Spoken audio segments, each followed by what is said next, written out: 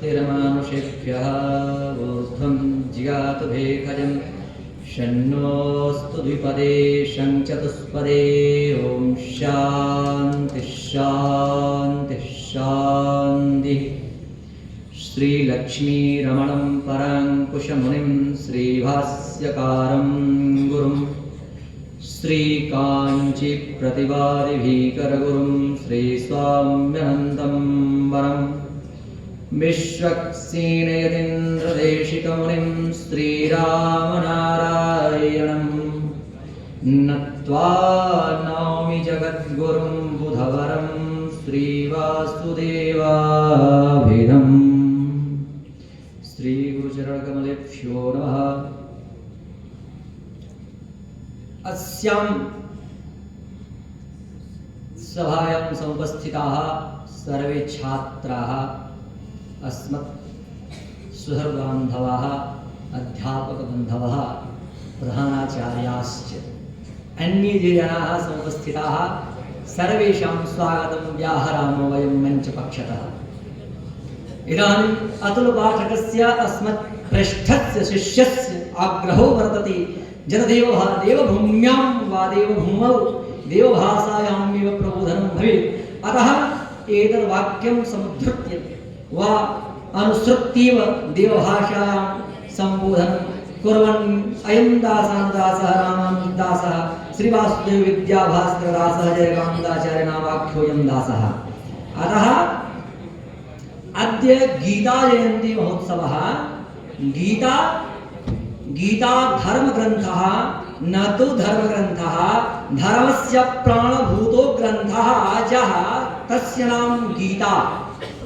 यदि शनैः शनैः वदामि चेत् भवन्तः सर्वे अवगच्छन्ति, यदि धाराप्रवाहरूपेण वदिष्यामि चेत् अवगमने काठिन्यम् अनुभविष्यन्ति भवन्तः। अतः शनैः शनैः अहं वदामि यत् सर्वेषाम् अवगमनं भवेत्, सर्वेषां कृते मदीया भाषा सुकरा भवेत्, सरला भवेत्, सर्वे अवगच्छेयुः। अर्थं तु ज्ञायते एव, मया यत् कथ्यते चेत् सर्वं जानन्ति, संस्कृतम् अवगच्छन्ति सर्वः, सर्वे जनाः।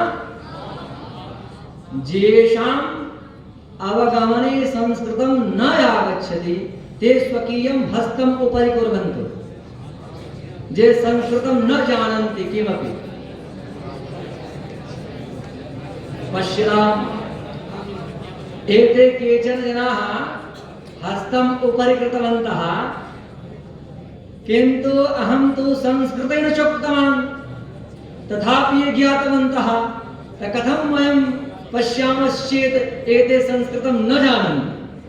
अतः सर्वे संस्कृतं जानन्ति, सर्वे संस्कृताः।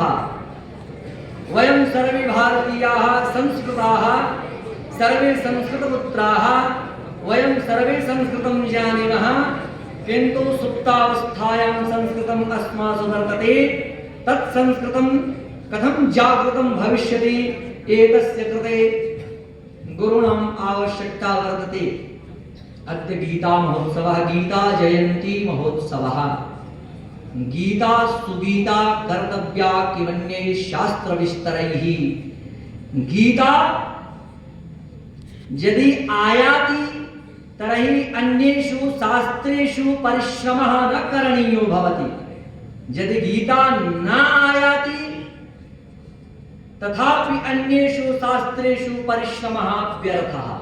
कारणं गीता मूलभूतो ग्रन्थः, धर्मस्य प्राणभूतोऽयं ग्रन्थः। गीतायां जीवने नास्ति किञ्चित् कर्म एतादृशं यत् गीतायां तस्य वर्णनं साङ्गोपाङ्गतया न वर्तते। कर्मयोगस्य वर्णनं, ज्ञानयोगस्य वर्णनं, सांख्ययोगस्य वर्णनं, भक्तियोगस्य वर्णनं, अन्तिमे अध्याये 18 अध्याये शरणागति योगस्य वर्णनं। शरणागति योगः सर्वधर्मान् परित्यज्य मामेकं शरणं व्रज अहं त्वा सर्वपापेभ्यो मोक्षयिष्यामि मा शुचः इति भगवता कथितं। भगवता केन भगवता? भगवता श्रीकृष्णेन कथितं। किं कथितं? सर्वधर्मान् प्रति परित्यज्य। कान् धर्मान् परित्यज्य?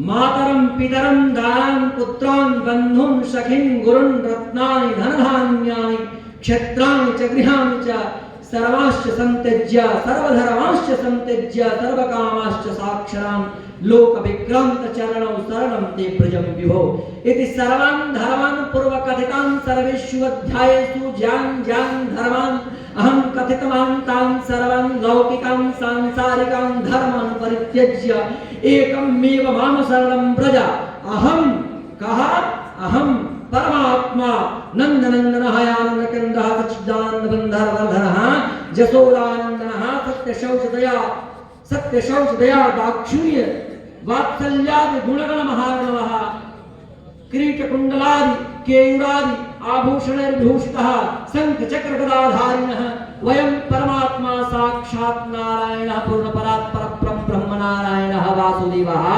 श्रीकृष्णः त्वां जीवभूतम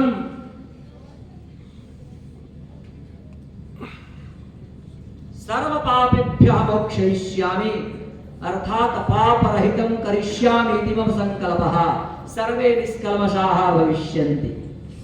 संस्कृते तु वदनस्मि किन्तु अवगमने काठिन्यं भवति अतः विचार्य हिंदी भाषया वदनस्मि। श्रवन्तु हिंदी भाषायां।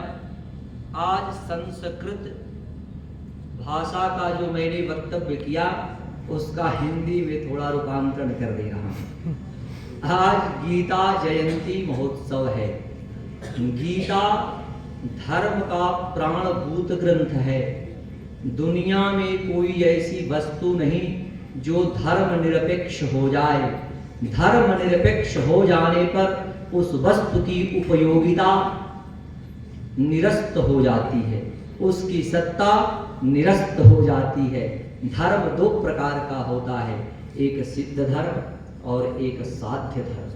सिद्ध कोटि का धर्म नैसर्गिक गॉड गिफ्ट प्राकृतिक नेचुरल होता है, जैसे आग में दाहकता, जल में शीतलता। ये नैसर्गिक जो गुण है वो गुण धर्म के नाम से जाना जाता है। यह सिद्ध कोटि का धर्म है। साध्य कोटि का धर्म जो शास्त्रों के अनुसार, गुरुओं के उपदेश के अनुसार आचरण में लाया जाए उसको साध्य कोटि का धर्म कहते हैं। जैसे सत्यम वद, धर्मम चर, गुरुम भज, मातृदेवो भव, पितृदेवो भव, वेदम पठ, धर्मम चर, स्वाध्यायान् मा प्रमदः। ये जो वाक्य हैं ये साध्य कोटि के धर्म हैं। गुरु की सेवा करो। माँ और बाप में मातृदेवो भव का अर्थ माँ देवता होती है, नहीं होता है, ये नहीं होता है। ये अर्थ गलत लगाते हैं हम लोग। माता तो देवता है ही, पिता तो देवता है ही, आचार्य तो देवता है ही। वो देवता नहीं, तुम उनमें देवत्व बुद्धिमान भवा। तुम उनमें देवता की बुद्धि रखने वाले हो। मातरी देवत्व बुद्धिमान भवा।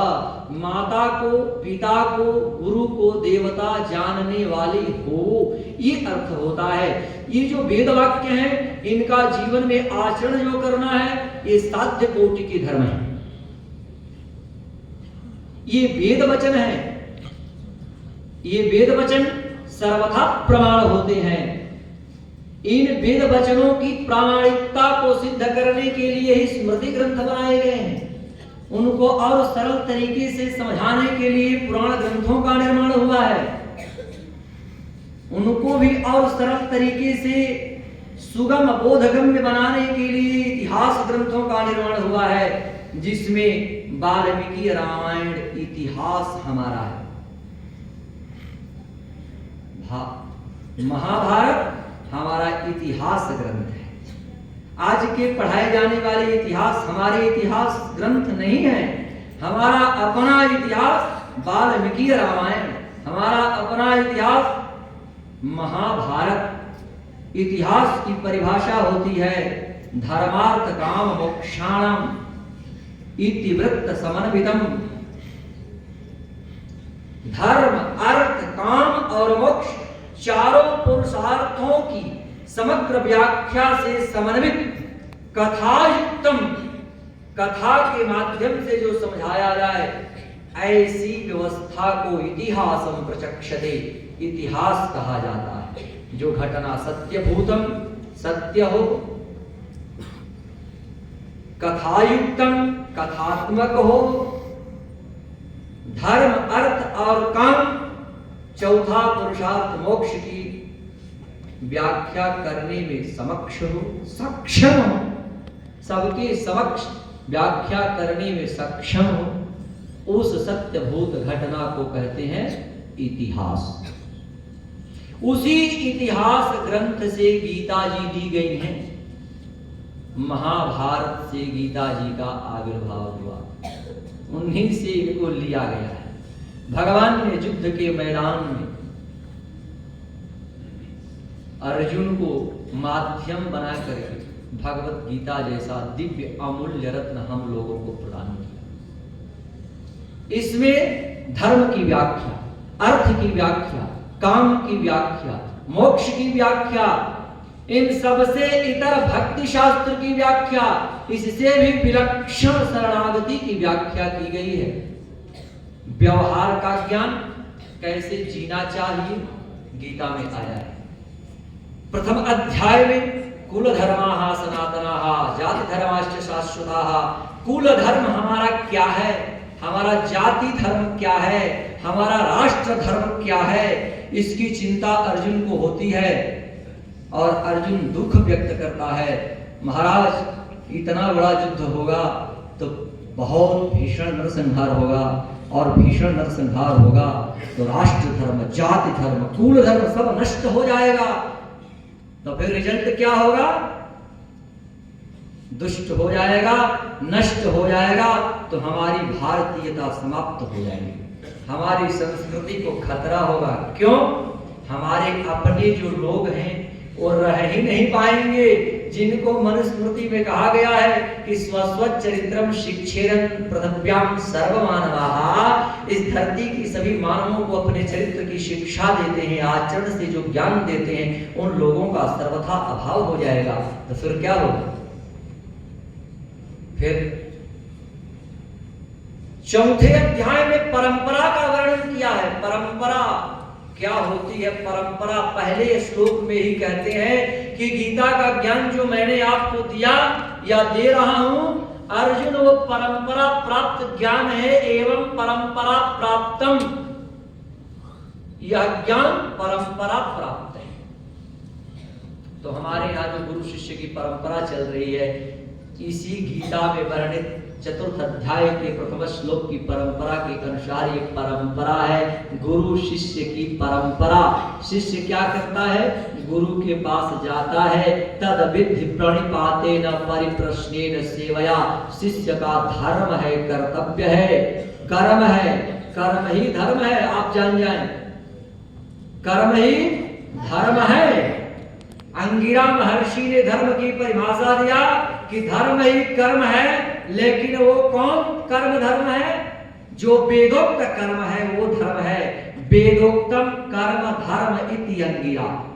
यदि वेद विरुद्ध कोई कर्म है तो वो धर्म नहीं है।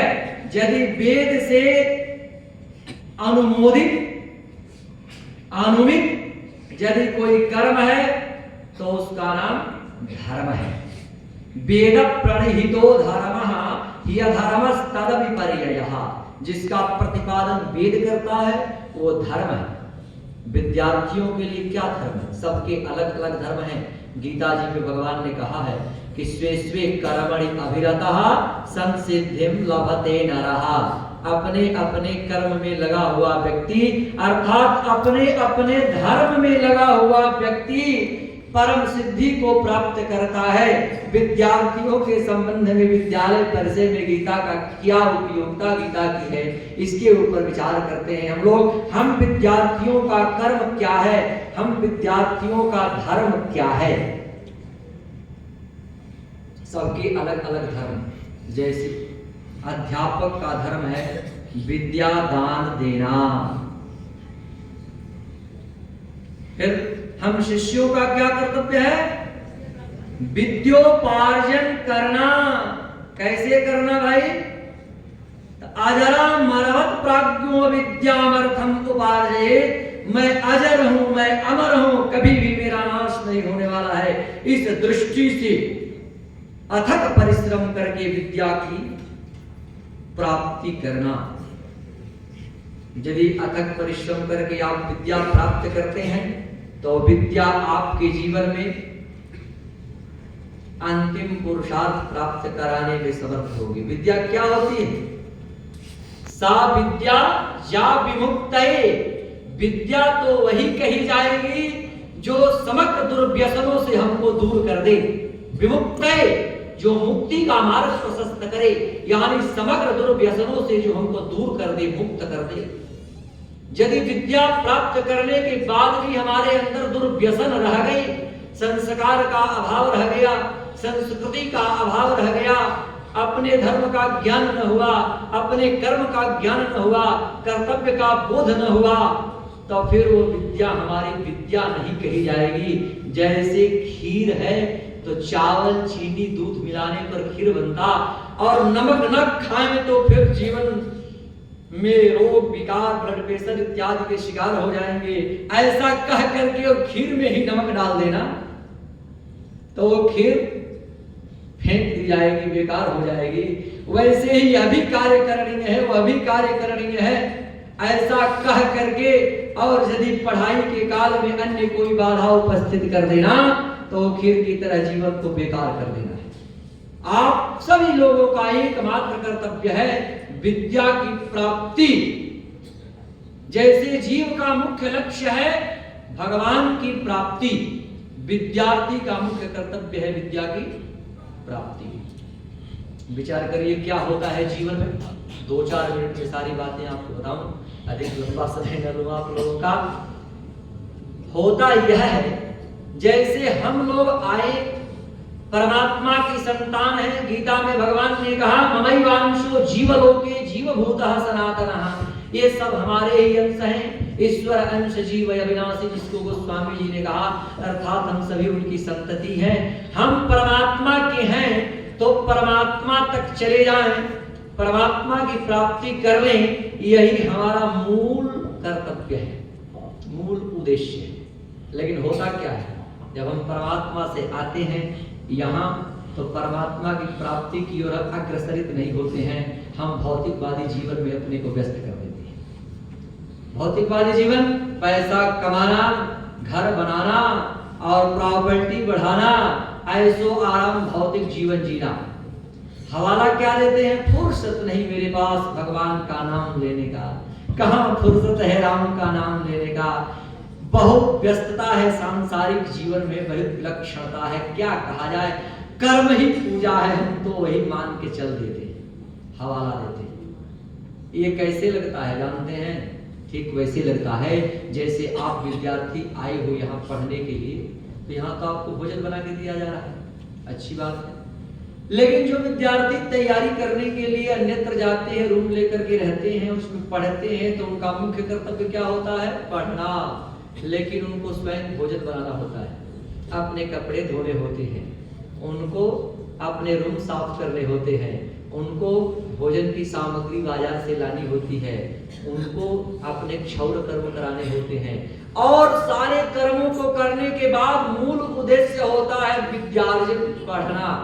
यदि इन सारे दिनचर्यात्मक कार्यक्रमों, क्रियाकलापों को हवाला दे करके और विद्यार्थी हाथ उठा दे कि दिन भर में तो महाराज अब दैनिक क्रिया करते ही रह जाते हैं, पढ़ने की फुर्सत कहाँ, हम तो शरीर माध्यम खल धर्म साधन, शरीर ही जाती है, धर्म का साधन है, मूल विषय है, शास्त्र कहता है पढ़ाई चूल्हे भाड़ में जाए, यदि कह देते हैं ऐसा, तो क्या वो विद्यार्थी नालायक नहीं कहा जाएगा? उसका मूल उद्देश्य होता है पढ़ना। गौण उद्देश्य है कपड़ा धोना, भोजन बनाना। यद्यपि भोजन न करे, संतुलित आहार न ले तो पढ़ाई न कर पाए, मुख्य है, लेकिन फिर भी उसका मुख्य क्या है? विद्योपार्जन। इन बातों को हवाला दे करके विद्योपार्जन से नकर न जाना, मुकर न जाना, इधर उधर न हो जाना, ये हमारा मूल उद्देश्य है। इसको गीता जी में बताते हैं वो ज्ञान कैसे पाया जाए। तो तद विद्धि प्रणिपातेन परिप्रश्नेन सेवया, गुरु के पास जाया जाए और नीचे जैसे आप बैठे हैं बैठा जाए, हाथ जोड़ करके जिज्ञासा की जाए, परिप्रश्नेन सेवा की जाए और प्रश्न किया जाए। परिप्रश्न, केवल प्रश्न नहीं कहा। परिप्रश्न का अर्थ क्या होता है भाई? व्हाट इज द परिप्रश्न? परिप्रश्न कहते हैं जैसे गुरुदेव पढ़ा रहे हैं और उन पढ़ाने वाले विषयों में खड़ा होकर के प्रश्न करना। तो समझो कि विद्यार्थी पढ़ रहा है, समझ रहा है।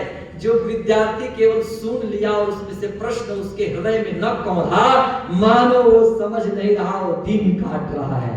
और यदि विद्यार्थी के हृदय में प्रश्न की श्रृंखला पैदा हो रही और गुरुदेव से उस श्रृंखला के समन के लिए उत्तर ले रहा है, यानी ज्ञानामृत से उसको समन कर रहा है, तो समझो कि वो विद्यार्थी अपने कर्तव्य में निष्ठ है, अपने धर्म पालन में वो निष्ठ है। और वही गीता के उपदेश के अनुसार स्वे स्वे कर्मणि अर्थात स्वे स्वे धर्मणि अभिगतः संसिद्धिं लभते नरः, परम सिद्धि को प्राप्त करेगा।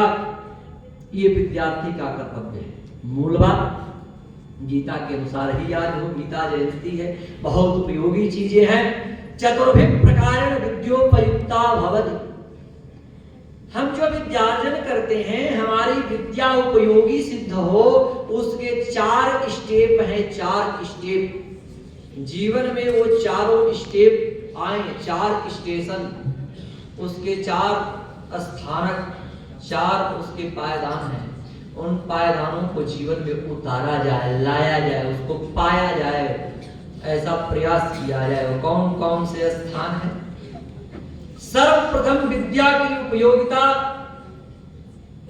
आगम कालेन, पहले गुरु के मुख से निकल करके और शिष्य के हृदय में वो जाए, हृदयंगम जिसको कहते, इसको आगम काल, गुरु से आती और शिष्य में प्रवेश करती, इसको आगम काल कहते हैं। जो अभी आपका काल है विद्यार्थियों का, ये आगम काल है। इस आगम काल का भरी प्रकार से कर्तव्य समझ करके, धर्म समझ करके, एक अनिष्ठ हो करके, काग चेष्टा ध्यान स्वान निद्रा तथैव च अल्पाहारी गृहत त्यागी, ये जो विद्यार्थी के लक्षण है, ऐसे जीवन यापन करते हुए आगम काल का सदुपयोग करना है। आगम काल। दूसरा काल स्वाध्याय कालीन, गुरु से जो विद्या हमारे अंदर आ गई, उसको जब मैं अपने विश्राम कक्ष में गया तो विश्राम तो करना ही है, लेकिन उसका स्वाध्याय करने के बाद करना है। स्वाध्याय कालीन, जब उसका हम स्वाध्याय करेंगे, यानी स्वयं उसका जब अध्ययन करेंगे, गुरु ने जो मुझको बताया, गुरुदेव के मुखारविंद से निकली हुई जो पवित्र विद्या हमारे अंदर प्रवेश की, वो विद्या हमारे अंदर आई और मैंने उसका जब स्वाध्याय किया तो वो स्थिर हो जाती है। लेकिन अभी भी उतनी स्थिरता इसके अंदर नहीं है, और स्थिरता लाने की है। तीसरा सोपान क्या है? व्यवहार का लेना, उसका व्यवहार भी करना है। ऐसा ना कि व्यवहार में न उतरे। जैसे मैंने आज पढ़ लिया कि प्रातः काल उठ के रघुनाथा मातु पिता गुरु नाम इमाथा, गुरु भद सत्यम बद वेदम पठ धर्मं च, मैंने पढ़ लिया और इसका मैंने आचरण नहीं किया, यानी व्यवहार का आचरण करें, उसको अपने व्यवहार में उतारें। मैंने पढ़ा कि गुरु भगवान से भी बड़ा होता है। क्यों? क्योंकि वो भगवान को भी बताने वाली महाशक्ति होती है। इस धरती पर राम और कृष्ण जैसे पूर्ण परात्पर पर ब्रह्म जगन नियंता जगदीश्वर अखिल ब्रह्मांड नायक कारण करुणा वरुणाय अखिल हेय प्रत्यनीक कल्याणैक दान स्वेदर समस्त वस्तु विलक्षण पूर्ण परात्पर पर ब्रह्म सत्य शौच दया शांति शांति तितिक्षा ज्ञान वैराग्य ऐश्वर्य स्थैर्य धैर्य गांधीर्य सौशील्य वात्सल्यादि गुण गणमहारण पूर्ण परात्पर पर ब्रह्म संसार सार निगमा प्रचार धर्मावतार हतभूमिभार सार निर्विकार सुख सिंधु सार। भगवान राम भगवान श्री कृष्ण भी आते हैं तो गुरु बनाते हैं, गुरु बनाते हैं। गुरु गृह पढ़न गया पढ़ाई। भगवान को पढ़ने की क्या जरूरत थी? तो भगवान ने केवल पढ़ा नहीं, वो तो सारी विद्याएं आत्मसात थी, लेकिन गुरु को माध्यम बनाया कि लोक व्यवहार गीता के 4थे अध्याय में जो परंपरा का उल्लेख है कहीं उसका उच्छेदन न हो जाए, भारतीयता का कहीं खंडन न हो जाए, भारतीयता का मंडन होता रहे, मंडित रहे भारतीयता, भारत माता की जय जयकार होती रहे। इसलिए उन्होंने गुरु बनाया और गुरु को माध्यम बना करके वशिष्ठ जी के मुखारविंद से निकली हुई तपःपूत वाणी जो है, अमृत स्वरूप जो विद्या है, उस विद्या को भगवान ने अधिगत किया। केवल आगम काल ही नहीं, भगवान ने उसका स्वाध्याय भी किया, भगवान ने उसका व्यवहार भी किया, अपने जीवन में पालन किया। उनका नाम है मर्यादा पुरुषोत्तम। मर्यादा में और पुरुषोत्तम, इन शब्दों में 2 शब्द है, मर्यादा एक और एक पुरुषोत्तम। मर्यादा का अर्थ क्या होता है? धर्म, और पुरुषोत्तम का अर्थ होता है परमात्मा। यानी वो परमात्मा जो वेदों विधि विधान के अनुसार आचरण युक्त हो, वो हमारा भगवान है, हमारा आदर्श है। यदि भगवान भी डायरेक्ट उतर के आए, वेद विरुद्ध आचरण करें, मैं गुरु नहीं बनाऊंगा, स्वयं ज्ञाता हूं, सर्वज्ञ हूं, तो फिर हमारे यहाँ उनका कोई सनातन संस्कृति में स्थान नहीं है। हमारे यहाँ उसी परमात्मा को परमात्मा मानते हैं, वही भगवान भगवान हो सकता है जो वेद की सीमा में आचरण करे। वेद के बाहर आचरण करने वाला हमारा भगवान कभी हो ही नहीं सकता। तो भगवान ने गुरु बनाया और गुरु भी अब पढ़न गए रघुराई, व्यवहार भी किया। भगवान ने तो इतना व्यवहार किया कि आपसे मैं बताऊं, विचार कर लीजिए, यदि आज के नेताओं के साथ हो तो तुरंत पार्टी चेंज कर दे। भगवान के राज्याभिषेक की तैयारी हो रही है, अब राज्य तिलक दिया जाएगा, भगवान को युवराज के पद पर बैठाया जाएगा, सब तैयारी हो रही है। संभारा संभ्रियंतम, वाल्मीकि रामायण में घोषणा हो गई, गुरुदेव को बुला दिया गया, अब सारी माताएं व्रतोपवास कर रही हैं। इसी बीच में माता केकई मंथरा की मंत्रणा से दिग्भ्रमित हो, भगवान की प्रेरणा से दिग्भ्रमित हो और भगवान का वनवास मांग लेती हैं। और भगवान हम अपि तु वचन मानि बन आई, माँ और बाप, पिता शब्द कहने से माँ उसमें छुपी रहती है। जहाँ पिता केवल कह दिया जाए उसमें माँ इंक्लूड रहती है, स्वयं समझ लेना चाहिए कि माँ भी कहा जाए, क्योंकि पिता के पहले माँ होती है, राम के पहले सीता होती है और शंकर के पहले पार्वती होती है। इसमें कोई संदेह नहीं, कृष्ण के पहले राधा होती है। जहां कृष्ण कह दिया जाए तो राधा स्वयं समझ लेना चाहिए। तो हम पितु वचन माने बन आए, तो भगवान ने माँ और बाप के वचन का, आज्ञा का पालन करके उस चक्रवर्ती सम्राट के वैभव को छोड़ दिया और जंगल चले गए। क्या आज किसी व्यक्ति को, सांसद को, विधायक को किसी मंत्री पद की घोषणा करके और तुरंत वहां से हटा दिया है तो पार्टी छोड़ देगा कि नहीं छोड़ेगा?